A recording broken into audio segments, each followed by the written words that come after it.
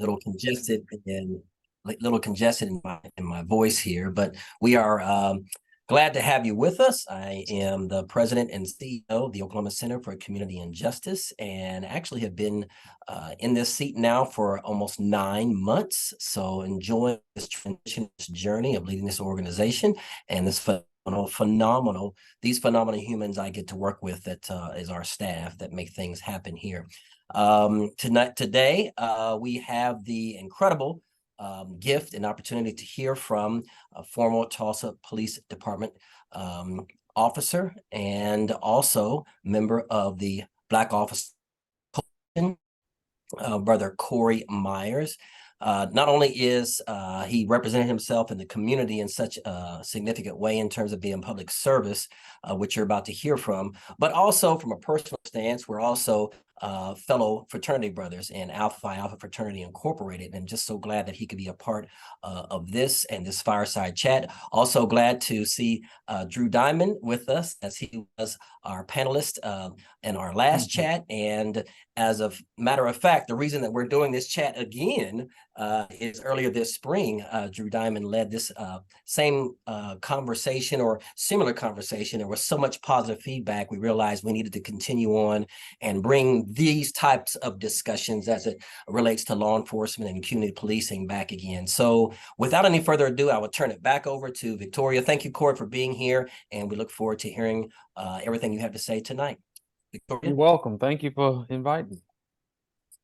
Well, thank you so much for that introduction, Phil. As Phil said, and for those who don't know, my name is Victoria Dengton Devon-Aptigan. I use she, her, hers pronouns. I work as the program coordinator here at OCCJ, mainly working with our adult programming. So thinking about fireside chats like these, panels, which we've had in the past, as well as the Inclusive Leadership Institute, which I recognize many of you from. Thank you all for joining us. Just wanting to go over some brief logistics for Zoom. We will be having, as we have in the past, a Q&A period towards the end of this discussion. Please feel free to drop your questions in the chat if you have any. You can also feel free to private message Morgan Allen White, who's an OCCJ staff member, with any questions, as she will be leading our Q&A period. Just a reminder for all participants, audience participants, to please keep yourself on mute for the duration of the panel discussion while I'll be asking Corey some questions, and then you can feel free to come off mute during the Q&A period. As you all are probably aware right now, this session is being recorded. So just wanting to make everyone aware of that. And then we will be posting this on our YouTube page after this discussion. And that being said, I want to take a moment to introduce our lovely team who makes our fireside chats and panels possible. And if we wanted to start first on my screen, I see, well, you all have met Phil, there's Shadi, Morgan, and Kara. If we wanted to go in that order to introduce ourselves, our roles, and our pronouns. My name is Shadi Nadri. I'm the office administrator here at OCCJ. I use she, her, hers pronouns, and I'm glad that everyone is here today. All right. Hi, I'm Morgan Allen White. I use she, her, hers pronouns, and I proudly serve as the Director of Development here at OCCJ.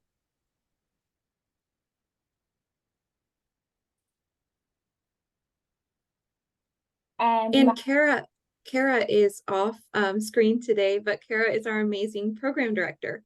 She, her, hers pronouns. Thank you so much for that, Morgan.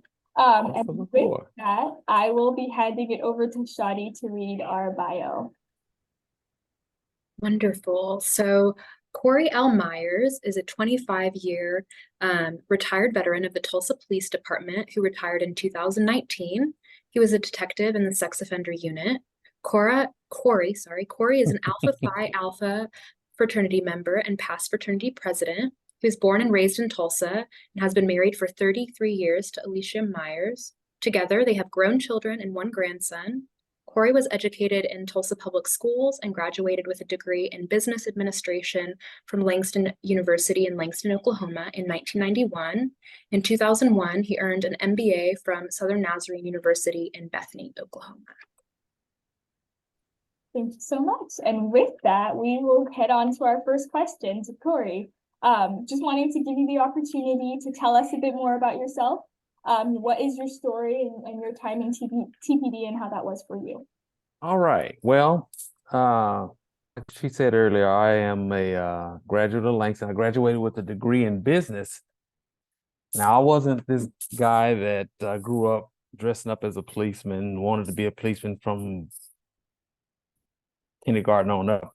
The police bug didn't bite me until about my second year in college. And, with a degree in business, I'm thinking, well, I don't know if I want to sit behind a desk typing at a computer every day for 8 hours a day, 5 days a week.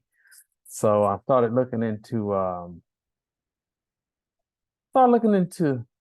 law enforcement. And what got me looking into law enforcement is that I had taken one of my summers after my first summer after my freshman year. I had taken a state employment exam, looking for a summer job, and it says the results of your score show this police officer that would be a good job based on your score. So I'm like, what the hell? I'm going to school to get a degree. I'm a business major. Why do I want to be a policeman for? So I think that really got the ball started for me. Started gaining a little interest, because you think somebody with a degree going into law enforcement, you're thinking federal government, FBI, Secret Service, ATF, things like that. So fast forward, I graduated. I said to myself, let me try the fire department. There's something about that 1 day on, 2 days off that got my attention. And I'm sure Chief Drew could attest to that. I mean, being in law enforcement, he knows what the fire department goes through, so on and so forth in their schedule. So it's like, let me try the fire department. That sounds like that'd be a good job for me. Took the fire department test, didn't do too well. And I said to myself, well, let me try this police thing, Tulsa Police.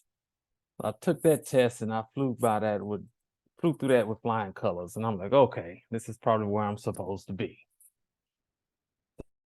I had passed the test, passed the oral board, and I took the test in September, started in September of 92 is when I took the test. May of 1993 is when I actually started the academy. Started the academy, went through the academy, graduated, and got sent to the field. And man, it's been the best job I've ever had. I'm like, this police thing is not a bad thing. I like this. So I ended up staying for 25 plus years and enjoyed every bit of it. Best job I ever had. When I think about the benefits of being a policeman and the ability to retire at the age that I retired, I'm like, man, this is the best job I could have gotten. Who thinks about retirement at the age of 24? Nobody. It wasn't probably 10 years later that I began to think more about it. I had gotten myself vested in the police department, and let me try this FBI thing. Well, I took the FBI test, didn't pass the first time, and I had to sit back and think. I've gotten myself rooted in Tulsa and Tulsa Police Department. If I start this federal government thing and real adamant about trying to leave and become a member of the federal law enforcement, whether it be FBI, Secret Service, or whatever, and become successful at it, I'm going to have to start my pension system, pension all over again, and start with a whole new set of 25 years. So at this point in time, had I done that, at this point in time, I would not be retired like I am. So that is my start with the Tulsa Police Department. That's how everything got started for me. So this is where I am today. Awesome. I know Phil had mentioned, and also in your bio, that you are part of the Black Officers Coalition. Wondering if you wanted to talk more about that, and what is the Black Officers Coalition for those who don't know? Black Officers Coalition is an organization that was put together back in 1988 by a group of Black officers because there was a deficiency between the department and the community the Black community and the police department. So they brought them together, the Black officers together at that time in 1988 to bridge the gap between the department and the community. It's still a organization that's still present at the time, but it's quickly, I mean, the numbers are dwindling because a lot of the officers have retired, and a lot of the new officers that are coming in, African-American officers, and you really don't have to be an African-American officer to be a member of the Black Officers Coalition. A lot of them are retiring, and not a lot of numbers are coming in to keep the organization to where it was when it started in 1988.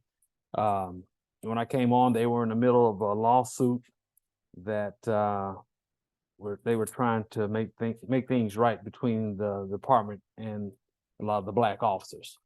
And it's so, I mean, when I think back on it, I came into this in 1993. They had started that organization in 1988, but they were in the middle of getting things together to develop a lawsuit against the police department. And I'm saying to myself, I'm like, what in the hell have I gotten myself into?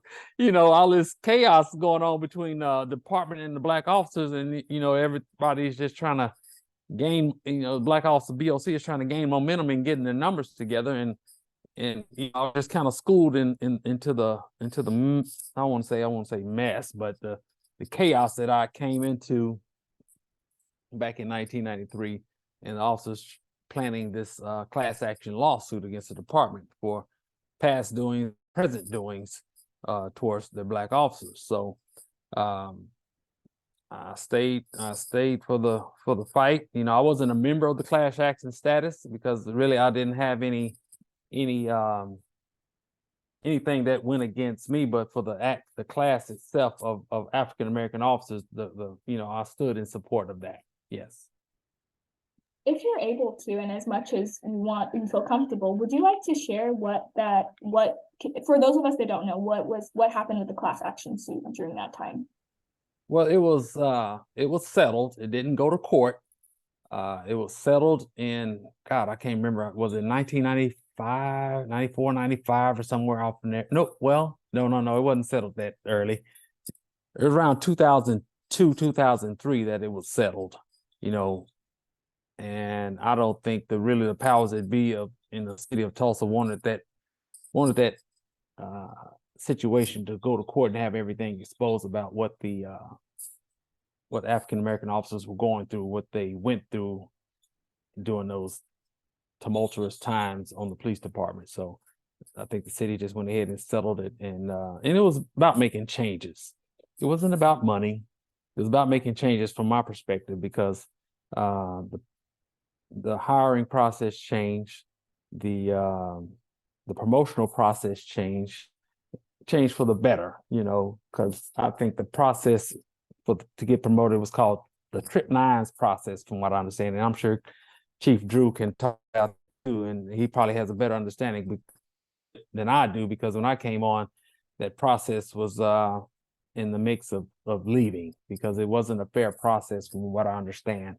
But at this point in time, as far as promotions, we have a record number of African Americans and other minorities that have been promoted, and I think it's a number that has never been seen on the Tulsa Police Department. So that was a positive for the lawsuit, and I think it's still going forward. We've seen record numbers of African Americans and other minorities in supervisory positions that was never the case back in the day. So we've had, and it's so crazy thinking about the promotional process. We've had officers, white officers, that have come and have told members of the Black Officers Coalition, man, thank you guys for doing that lawsuit, for going through with that lawsuit. I probably would have never gotten promoted had it not been for the lawsuit and changing the way the promotional process was done. So, like I said, it wasn't just for African Americans, it was just for the whole department, making the whole process a fair process, from what I understand.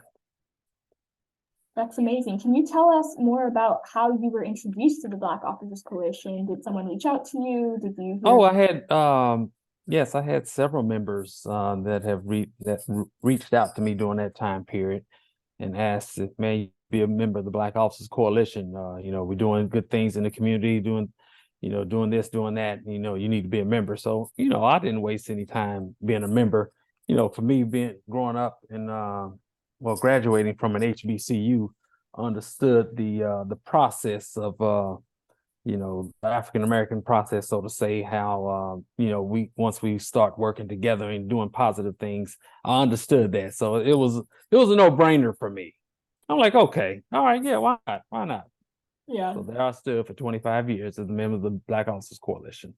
that's amazing. I know you touched on this previously a little bit, but wanting to dig a little more into it, given the history of policing and what we've been seeing in our society, especially in most recent years, what was your experience like as a Black officer, given the history of policing, and how the intersectionality between race, as well as your job at the time? You know, I really didn't have any bad experiences being an African American officer with the police department. You know, I've worked on all sides of town of the city of Tulsa. There was no, I mean, we had situations where you arrest somebody and they call you out of your name. That's a common thing because they're mad because they're having to go to jail. But as far as within the department itself, personally, no, not anything that happened to me that I can say this happened to me because I'm Black. Had I not been Black, this wouldn't happen to me. No, I can't say that anything like that happened to me. No. Yeah. And still in that vein, from your perspective, from your experience in the Tulsa Police Department, does or did at that time racially biased policing exist within the police department? You said did racially biased Policing.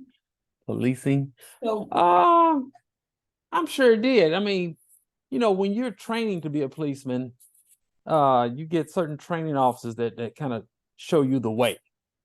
And like, say, for instance, I don't know if this has anything to do with racially biased policing, but say, for instance, you work at midnight and you're working in the Utica Square area, if you're familiar with Utica Square, and you see a Black male walking down the street 1, 2, or 3 o'clock in the morning. The way I was trained, the way you know, a lot of people were trained, hey, that doesn't look right because where do you live, young African American man? This is a predominantly Caucasian white area. Something's not right. Now, I don't know if that contains the issue of race bias policing, but maybe not. You know, my experience with racially biased policing is very low, and I can't think of any situations that I can think of that I would say it's a racially biased situation. Yeah. And then with that, in your time with the police department, did you see a representation within the Tulsa Police Department of the demographics of the communities they were representing? Does that make sense? They were working very hard at making those levels even with the city of Tulsa. Now, keep in mind, not everybody wants to be a policeman. You know, I myself served as a recruiter. I don't think I added that in there, but I served as a recruiter for the police department back from 1999 to 2002 or 2003. And it was very difficult to get African Americans, that was my job, to get policemen, but my focus was, you know, hey, see if we can get more African Americans to be policemen. That was difficult, you know. I even tried at Langston University. I went as far as Jackson, Mississippi, New Orleans, Louisiana, looking for policemen, sending officers out to those schools, particular schools. And, you know, it's difficult because not every African American wants to be or never thought of police work as a job. You know, it's very special. It's not a job that everybody can do. It's not a job that everybody should do. Yes, it has to be that special person that does this job because it takes a lot. It takes a lot, you know, and if you do it with 100% of your effort, then, you know, it takes away from your family. And if you let it, you don't have to, but if you let it, and if you do it full throttle, it takes away from your family. That's why we have such a high divorce rate. Us and firemen have a very high divorce rate. So, you know, you just gotta find that even balance in being a policeman.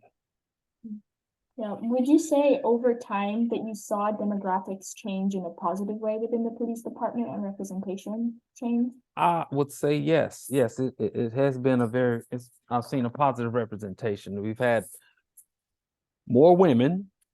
Had I would say, yeah, more women that have come on the police department. We've had a lot more African Americans that have males and females that have come on the police department. So I think it's been a positive uphill battle to get more minorities on the police department. Now, I think nowadays when you compare it to when I became not when I became police, but back when I was a recruiter, it was a challenge. And it's always been a challenge, but it's been a positive challenge. We've had some classes of they've only been maybe one or two African-American candidates, whether it be a man or woman. But throughout the years, I think the largest class of African-American candidates we've had I think we had a total of 9. And that was the class after I graduated. So that was back in 1994, 95. And I think it's just been an even number, like maybe 1 or 2 each class, 2 or 3, going back to 1 or 2, not as many, and now it's even more of a challenge. Given the light of everything that's happened between police departments across this country and the African-American community, it's very hard for African Americans to say, "Oh, I think I want to be a policeman. Yeah, that's what I want to do." And now, given everything, social media is a big thing, and they see everything on social media. So anytime there was a questionable shooting or an African American is the victim of it, that just kind of shows, no, I don't want to be a policeman. I don't think I want to be a part of that. So that's been a challenge with not only with the Tulsa Police Department, but police departments across the country. They're not only having a hard time finding African American candidates, they're having a hard time finding candidates, period, that want to do this job. Yeah, yeah. So speaking about, we've touched on communities, specifically the African American community, but in general, what does good police community relations look like to you, right? What have you seen in your experience, and what do you think it takes to make good community and police relations? Getting out in the community and having those police officers meet and talk and greet and have conversations with at events and things of that sort.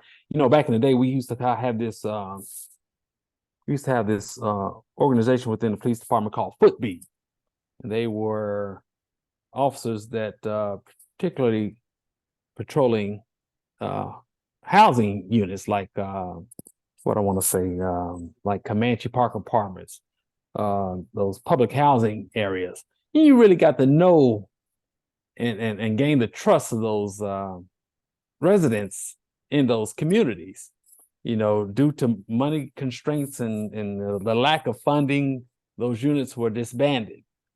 Understand when there's no money, if you don't have any money to keep those officers in place, then you got to go back to the field. So those units were gotten rid of, and I think it'd be good to have those units back, because those guys solved a lot of crimes, because those people in those housing areas, they got to know and trust those officers, getting to know them. They know, oh, so-and-so lives in apartment B. We know where he is. We know where his girlfriend is. Hey, let's knock on the door and see what she or he knows, because they got to trust them. And now that trust is kind of being challenged right now, because we don't have those units anymore. Yeah, trust is definitely big with community relations. Yes. So what would you say are some barriers to good community police relations that you see? Oh God, what are some barriers? When you see these events that happen that may take a life of it may be shown as questionable, that's a barrier. I'll go back to Terrence Crutcher. That certainly put up a lot of walls within the Tulsa community, because that hit nationally when Terrence Crutcher was shot and killed.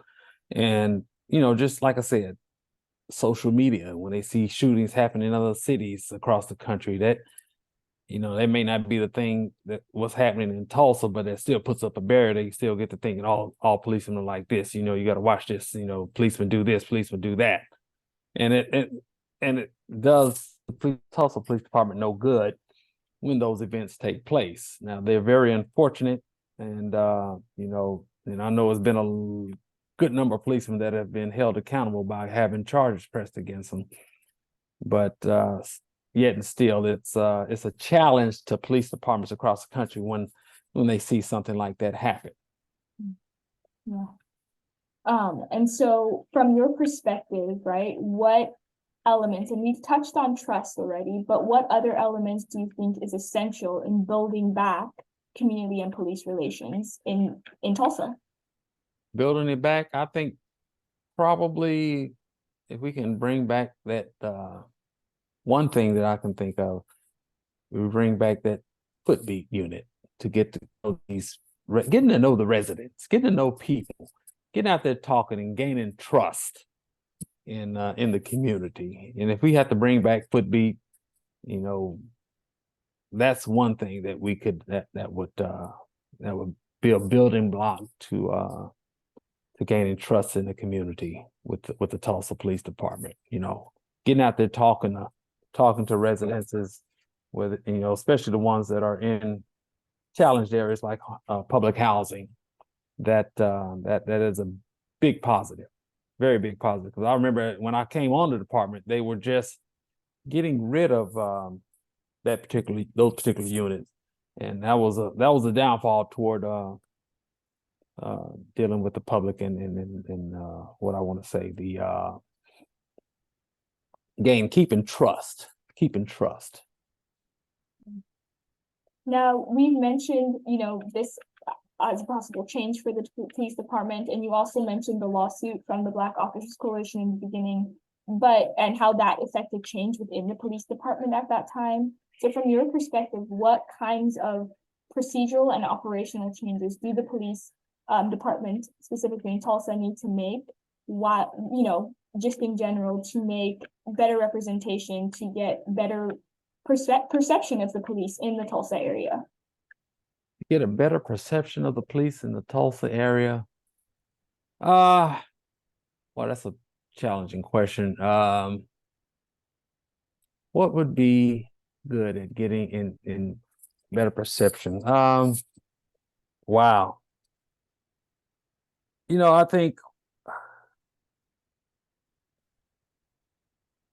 I would say holding officers accountable, which we're doing that now for their actions, showing that accountability, that, you know, if officers do this or do that, then they will be held accountable. We do that already. So, and it may not be something that is shared in public. I don't think it'd be anything that'd be shared in public, but with the parties involved, say for instance, if you having a complaint against a policeman, the way to go through resolving your issue that you have with this particular officer and that particular complaint is make a complaint with internal affairs. Not a lot of people want to do that. Not a lot, because they don't trust the process. You know, not trusting the process, not trusting the police department is one, and getting involved in their process of lodging the complaints is another. But it'd be something that the powers that be would have to come together to make think of a process that would allow the public to trust, to have a better trust of the police department. If you got a complaint against a particular officer, you know, you go to IA, make a complaint. It may, in the public's eyes, if they don't know about how the process works, they think, oh, police department, they're just doing that. I don't trust that. You know, find a way to allow them to trust that process as it's going forward. If you've had a complaint against an officer that you felt that you've been done wrong by this particular officer. So, you know, we have the process out there, but I don't think it's the public at large, a large part of the public don't trust it. And I don't know what we could do to ensure trust in that particular process. From your perspective, why do you think the public doesn't trust the process? Like, from what you've seen, from what you've experienced or talked with people, from your perspective, why do you think there's that lack of trust? Well, I think it goes back all the way to the civil rights era, uh, and I've told many people this before, the era we're going through now, I don't know what it's called, but, thinking about the civil rights era where the police were just wilding out, nobody in the Black community or any minority community trusted the police during the civil rights era. Somewhat similar, not the same, but somewhat similar, so it's just about communicating, establishing that communication. We got through the civil rights era. I think we're gonna get through this era also. It's just a process of timing, and it's gonna take time. Like everything, it's gonna take time to get through this. It's very difficult, I would say. And like I said, when I retired in 2019, all that stuff had started occurring that you see on social media, police shootings, everything that happened that got caught on camera, everybody in the world can see, so that made the whole situation even worse. They got to make their determination on what happened and why it happened right then and there, because that camera situation was shown to the world, and police and people in the community got to make their determination of why it happened and what should have happened, what should not have happened. So social media has changed everything. So would you say that you foresee trust being built in the future between communities and police departments? Oh yeah, I think it can be rebuilt. I think it'll be built. I think it'll come back. It's going to take time, like anything that's worth having. It's going to take time bringing it back, but it'll come back. It'll come back. Okay. Now, making a little bit of a pivot. I know we've talked about this off camera, but I'm really excited for you to share with us a little bit about what it was like being a detective in the sex offender unit. I know those are conversations that are not really had as much, or things people aren't as much aware of, but just wanting to create the opportunity for you to share with us what that experience was like, and just, how that, influenced you moving forward. My experience as a sex offender detective. Yes. Oh God. Before I got into into the sex offender unit, I investigated child sex crimes. And that was an eye-opening experience in and of itself. I got to understand and interview kids, and then interview the suspect. And, I had my eyes open. When I started the detective division, in misdemeanor crimes, hit and runs, things like that. So I moved up into sex offender unit. The sex offender unit. First it was called child exploitation. It got renamed to exploitation, where we focused on just registering sex offenders, registering runaways, looking for runaways and things of that sort. So whenever Amber Alert came about, that was our office. That was me and 4 other guys and girls that dealt with that. So that was an eye-opening experience because you got to see and talk to sex offenders and talk to them about, why are you registered? What crime did you do? And, not a lot of them, well, I'll say probably about 90% of them did not want to talk about why they did what they did, and what was your conviction about? And what did you do? That was the bottom line, most important question. What did you do? A lot of them will say, well, they said I did this. No. Not they said, what did you do? What did you get convicted of? So, you got to deal with people like that. And that was, like I said, an eye-opening experience in talking to people on that side of the line that didn't really want to talk about why they were there to register. I'll tell you one thing that being an officer has taught me and shown me how to increase my communication skills. Because I'm sure Chief Drew Diamond can attest to that. You talk to people on every spectrum of life, and you get good at detecting lies and things of that sort. And I can tell a liar a mile away. My 25 years of being a policeman. So, that time as a detective, that yeah, I really got doused in the world of lie detection. So I would say that was a positive because it transcends into your personal life. You know, when you're dealing with people outside of your work, your job, you like, hold on, he did this, she did this, and she said it this way, and he said it that way. You're not being truthful. You know, it wasn't a law enforcement situation, but you can tell when people are not being truthful to you. I think that has helped me tremendously in my personal life. So thinking about that, what was the hardest part of the job as a detective during that time? As a detective, I can't recall a hard part at all. I love doing the job. It's the best job I had. But when it was time to retire, it was time to retire. And man, I just had a good time. I had a good time, made good friends that's going to last a lifetime. I don't miss, now keep in mind, I don't miss the work. I miss some of the people. Don't miss the work at all, just miss the people. Do you keep in contact still with people that you worked in the force with? Oh yes. And we don't even talk police work. You know, hey, what's going on? What you doing today? Hey. And it's so funny when I see a police car going by fast, I don't care.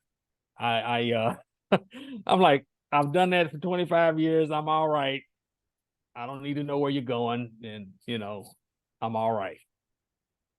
Yeah. Well, thank you so much for taking the time to discuss and talk through in a very honest way with these questions with me. I really appreciate it. You're welcome. With that, I'm going to hand it over to Morgan Allen White, our Director of Development, for the Q&A period. Okay.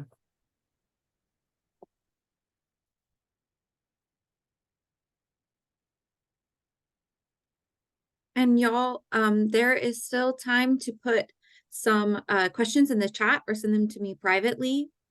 I'm going to start with one that was more of a comment in the chat about how do we build trust? Well, that trust, there needs to be greater transparency in the process. Right. In the process, can you talk about perhaps like what are some ways that the police department perhaps could be more transparent, where the community could find the information that they are looking for? You know. Well, to be more transparent, you're getting into a personnel situation, and not every personnel situation is going to be made transparent. And you know, as to what when you're talking about personnel, like say for instance, a complaint is made, somebody wants to know what was done about this complaint. Was that officer punished? Well, that's a personnel situation, and they're not gonna share with you the punishment. That they may say, yeah, he or she was punished, but they're not gonna say, well, he was given 30 days off, or she was given 10 days off. They're gonna say he or she was appropriately punished. Now, whether or not they want to do that, I don't know. That's kind of getting into more personnel issues, human resource law, so on and so forth. I don't know if that can be done, or will it be done. You know, that is kind of more of a privacy situation that you're getting into as far as thriving for that transparency on the police department. Yeah. Thank you, Corey. I do understand there is a lot of privacy that goes into these matters, and you know, it is tricky. I wonder about perhaps like the police department like reaffirming or affirming like, hey, this is not what we stand for, not what we do, and like this is what we stand for, what we do. I don't know. Yeah. I'm going to toss it to Phil. He's got his hand raised. Okay. Hey, Corey, wanted to ask particularly about from, you know, it's we humans have this capacity to see the right now and to react to what we're seeing now. Right. And make a whole host of overarching judgments on an entire system because of what I see now. Right. Can you kind of talk about like the growth maybe growth's not the right word, but where do you see in terms of the Tulsa Police Department and community policing, the improvements and the things that they have done from the time 25 years ago when, like you said, you're coming on and there's a lawsuit between the city and a certain segment of the police officers, to how they conduct themselves today? And from what I understand, I think Tulsa is still one of the only few departments that require a 4-year college degree Yes. to make sure they get a higher caliber officer. I mean, can you talk about, I have seen growth. It may not look like it, it may not feel like it when you see something crazy happen that gets on TV, but I've seen growth, or things are pretty much the same. Can you talk on that from your perspective? Talk about the degree requirement. I've heard a lot of people speculating, well, we need to cut back the degree requirement, because when I first came on, they only required you have a certain number of hours, like 109, 104 hours. Well, if you're going to have 104 hours, you might as well have that full degree, because a degree, I think, is only 124 hours. But look for that higher caliber of officer. We mirror our communities. And in every community, which every police department, you're going to have the good and you're going to have the bad. When the bad shows itself, we deal with it. In the community, when the people in the community shows itself, we deal with it by calling the police or whatever. Like I said, we mirror the community. There's going to be good and there's going to be bad. And thankfully, we deal with the bad when it shows its face, and we move forward by either removing them from the department or punishing them based off of what occurred. In all my years, I mean, I've seen a lot of officers lose their job because bad decisions. Some of them rightfully so. You don't need to be a policeman if you're going to choose this particular behavior to do. That doesn't sit well with the community, or doesn't sit well with the people on the police department, or the powers that be on the police department, or just the representation that you show. You don't need to be a policeman. But going forward, I'm hoping that we can probably think of ways to be more transparent. I know people want to know what did you do to the officer? I made this complaint. I never heard anything that was done. I know there's been speculation of things that the city wants to do. God, I can't remember the situation, not the situation, but the process, the Citizens Review Board or something like that. I don't know if that was shot down. Chief Drew, was that shot down? I don't know if you paid attention to what was going on as far as that Citizen Review Board is when officers get punished for doing misdeeds and things like that. Did you ever hear? Yeah, it's still high centered with the mayor and the city council. They've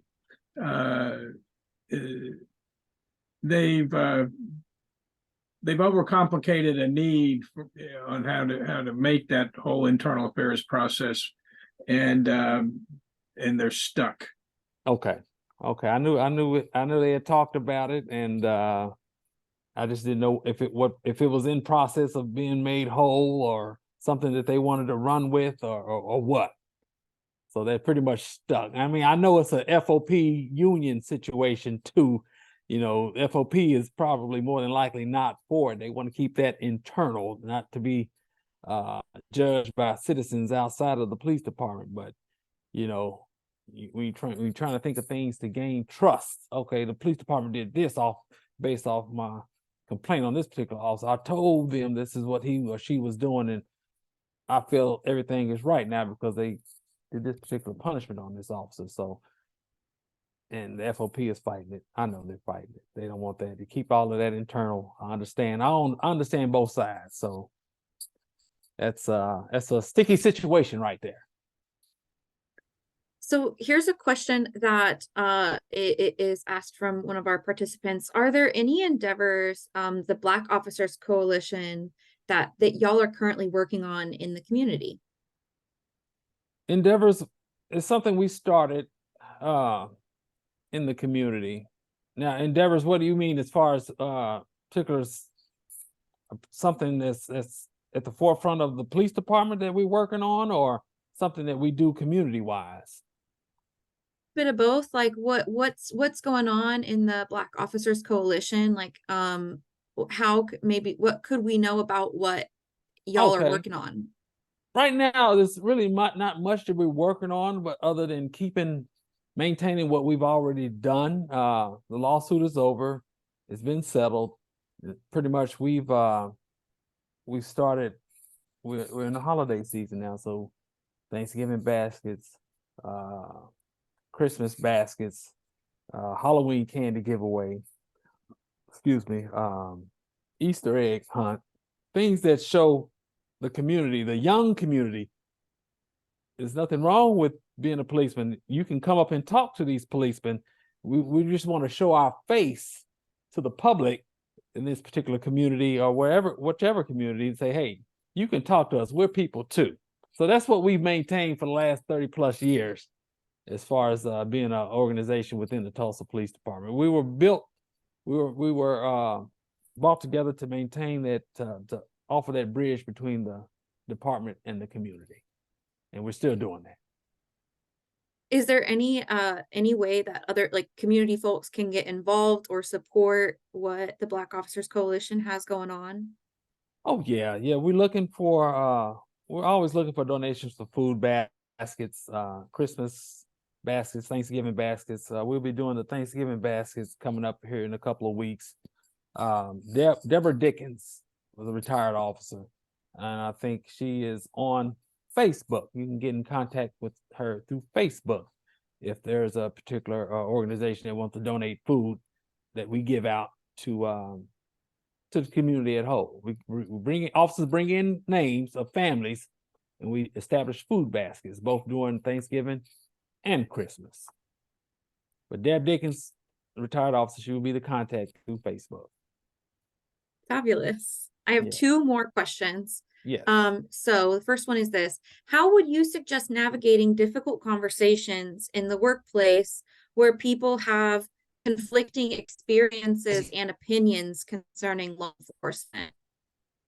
Not so much the workplace, being in the police department or outside of the police department. Just regular civilians having conversations about police and community relations in the workplace. Oh, okay. You asked how could I state the How question would one more you- time? Yeah. How would you suggest navigating the difficult conversation when people have conflicting experiences and opinions concerning law enforcement? I think you need to get a police officer, some member of the law enforcement in the middle of that conversation. Have somebody that has the experience and the present know-how of what's going on, and they can navigate questions that on both sides. You know, like say, for instance, if you have a neighborhood meeting and people in the neighborhood have questions or concerns, and we do that now, you know, bring a active policeman in the middle and ask him or her questions of, hey, what about this? I need questions on how to deal with my neighbor that's doing this. Or when I go to work in the morning, I got people walking down my street. What do I need to do? Or how do I need to, you know, at what point do I call the police? You know, whatever law enforcement question you have, you need to include somebody that is a present officer that is presently on the department, or somebody with that experience, like a retiree or whatever, that has knowledge about what's going on in the community. And how could folks find out, like if they wanted to have this type of conversation, how could they find an officer to have this type of conversation with? You could get in contact with the police department's public information office, the PIO. They'll be a great resource about finding officers in the particular community that want to conversate and have discussions about questions that the public may have. Or you can contact one of the divisions that neighborhood may exist in, whether it be Southside, Riverside Division, Gilcrease Division, or Eastside Division, Mingo Valley Division. You know, get in contact with the major. Get in contact with that major, and they will give information to an officer that would need to go out to that particular event. If officers, like a neighborhood event, if they're looking for an officer to have a question and answer situation. That would be a good thing to do. Awesome. The last thing, and this I think is a great note to end on, what would you want somebody who is considering a career in law enforcement to know? And what might be the character traits of an equitable and aware officer? Okay, give me that first part of that question first. What was the first part of it again? Yeah. So, what would you want someone considering a career in law enforcement to know? Oh, golly. If you're not a person that likes to sit down in one spot, that would be a good place for you good career for you to take. If you like somebody with adventure, that likes to get out and talk to people and navigate through different communities and, you know, enforce the laws of the city and state, that would be a good place for you to, good career to choose. Now keep in mind, you got the good and you got the bad. You know, most obviously the good outweighs the bad. You know, you got some things, tough things that you're gonna do as a police officer. That should I do this? Did I make the right decision? You know, you're gonna have that, but you know, you're gonna be trained appropriately to deal with those situations. So it was a great career for me. I loved it. It's the best job I ever had. You know, you get somebody like me talking about it, that's exactly what I'm going to tell them. You know, given my background, hey, I'll tell you what, my mom about had a fit when I told her I was going to start the police academy, because I was a assistant manager at a convenience store. And her statement to me was, a police officer, they shoot policemen. I'm like, Mama, this is the exact word. I'm like, Mama, they shoot convenience store clerk managers too. Don't you think it would be wise if I had a gun and was appropriately trained to defend myself, you know, being a policeman? She said, well, I guess if you put it that way, okay. So Hey, when I hit Corey, her with that, she didn't have no comeback. don't forget the latest new positive, a $15,000 signing bonus now too. That's right. They didn't have that when I was on the department. See, they didn't have that. There was no problem in finding policemen when I came on the department. So we didn't have that $15,000 bonus. I think you get half when you start and half when you finish training. So where was that money when I came on the department? But I understand we didn't have this issue that we have in today finding policemen. So I understand. So what was the other? Was that it? Okay, yes. The other part of the question was, what would be the character traits, the qualities of, you know, an inclusive and equitable police officer? Somebody who takes care of business, somebody that is responsible. Obviously, you can't have anybody that is just jumping from one job to the next. I mean, you're gonna have that in your, I would say your generation, because you look like you're a young person. You guys don't stay put for a long time. You know, retirement is not what you're thinking about. But if you can get somebody to look at the long distance run instead of that short term fix of having a job, you can probably get them to think about being a policeman. You know, it's a trick bag. Well, not necessarily a trick bag, but you know, you got to figure out what this young person wants. Are you looking for the long term, or are you looking for the short term? Are you looking to eventually go into federal government branch of law enforcement? Well, this is a good start for you. You ever thought about law enforcement? This is where you start. Sometimes they go, sometimes they stay. You know, so it's a situation where, you know, you got to figure out what it is that this young man or young woman wants out of their career as a law enforcement officer. You can hit them with, okay, you can do this. If you do this, you can do that. You know, so find out what it is they want to do and how they want to get to where they want to go. Well, what a great note to end on. I'm going to pass it back to Victoria to close us out. All righty. Thank you all so much for engaging with us in this fireside chat. In the chat, we're going to drop a survey link, and we kindly ask that you all fill it out. Just to give us feedback as we continue to build on fireside chats in the future, as well as panels in the future. And while we give you all a moment to do that, Corey, I have one last question for you. Yes. So what do you want the audience, and this is something we always ask our panelists, what do you want the audience to take away from today? What do I want the audience to take away from today? Policemen are people too. Okay. We're just a mirror of what society is. We're gonna make mistakes. We're gonna some of us gonna do wrong, some of us gonna do right. We're people just like you. I know we're held to a higher degree, higher standard based off our job, but we gonna make mistakes also. So we're not perfect, just like anybody in the community is not perfect, but it's a great job to have. If you're looking for something for the long haul, it's a wonderful job to have. It's the best job I ever had. You know, out of all my working years, it allowed me to retire at the age of 49 and with 25-year career. And I'm loving it. You can love it too. You know, that's how I would push it if I was pushing police work. Awesome. Well, thank you so much. Thank you so much for engaging with us in this. We really appreciate it.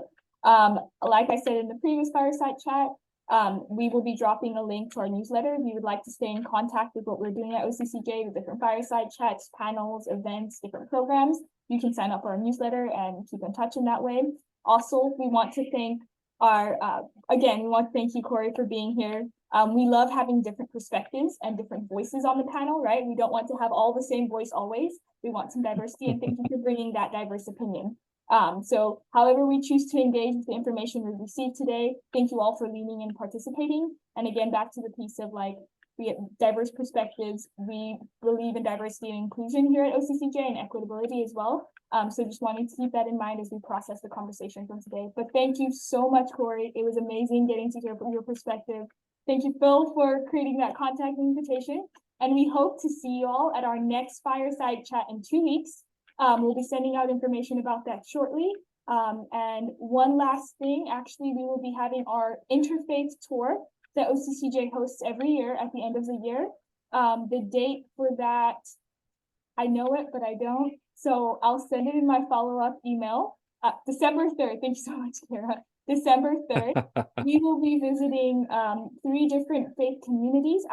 I'll send all of that information out in my follow-up email. Please sign up and register if you're interested to see how different faith communities interact with their faith as well as with each other. It's a great opportunity. All ages are welcome. There's not an age limit on it or a specific target group. It's just welcome for everyone. So thank you all for leaning in. Thank you so much for participating, and we hope to see you all in future panels or fireside chats. Thank you so much.